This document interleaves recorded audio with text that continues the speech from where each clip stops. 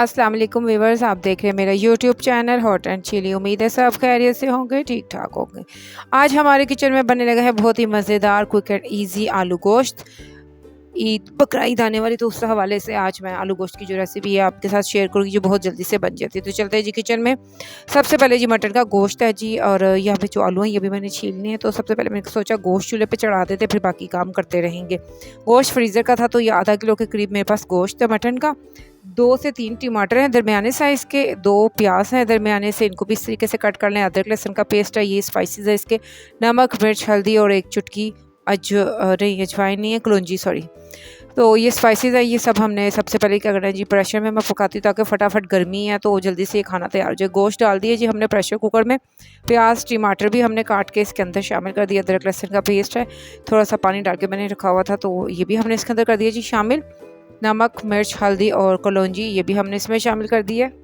अब 1 से 1.5 गिलास पानी शामिल करेंगे, तो इसको 5 से 6 मिनट के लिए मैंने वेट लगा देना है ताकि जो गोश्त है वो अच्छे तरीके से गल जाए। उतनी देर में मैंने क्या करना है, उतनी देर में जो आलू है ना इनको मैंने छील लेना है। इस तरफ गोश्त गल जाएगा और दूसरी तरफ आलू छील लेते हैं। तो 5 से 6 मिनट गुजरे तो ये गोश्त जो है खुल भी गया और नरम भी हो चुका है गोश्त। तो अब हम इसमें डालेंगे घी। घी में आलू गोश्त बनाए, बहुत ही मज़ेदार उम्दा जायकेदार बनेगा। घी शामिल करके हमने इसकी करनी है बहुत अच्छे तरीके से भुनाई। अब हमने इसके अंदर शामिल करना है 5 से 6 हरी मिर्ची साबुत और 2 हरी इलायची और 8 से 10 दाने काली मिर्च साबुत।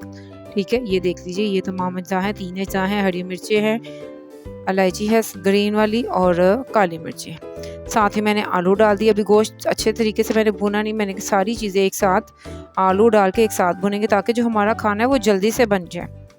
बिल्कुल गोश्त की स्मेल नहीं आएगी। भी मैंने ये काली मिर्च और ये जो इलायची डाली है ये ज़रूर डालें, इससे गोश्त की स्मेल बिल्कुल ख़त्म हो जाएगी। तो यहाँ पे अच्छे तरीके से गोश्त की हम भुनाई कर रहे हैं अच्छे तरीके से। ये देखिए गोश्त भुन चुका है, आलू भी भुन चुके हैं, एक साथ ही दोनों को मैंने भून लिया। अब इसमें पानी डालेंगे, पानी इतना डालें कि सिर्फ आलू है वो गले। ठीक है, और आपका अच्छा सा जो मज़ेदार सा शोरबा तैयार हो जाए, क्योंकि गोश्त ऑलरेडी अच्छी तरीके से गल चुका है। अब यहाँ पे हम थोड़ा इस तरीके से पतीली भी अपनी साफ़ करते हैं, तो इसको मैंने 15 से 20 मिनट हल्की आंच पर रख देना है ताकि आलू गोश्त हमारा रेडी हो जाए। जी आलू गोश्त रेडी हो के मैंने इसके ऊपर हरा धनिया और गरम मसाला डाल दिया था। अब हम इसको करते हैं जी डिश आउट। ये देखें जी 5 से 10 मिनट में हमारा मज़ेदार जो आलू गोश्त है वो हो गया जी तैयार। गर्मी इतनी ज़्यादा तो फटाफट वाली रेसिपी ये मैंने आपके साथ कर दी है जी शेयर।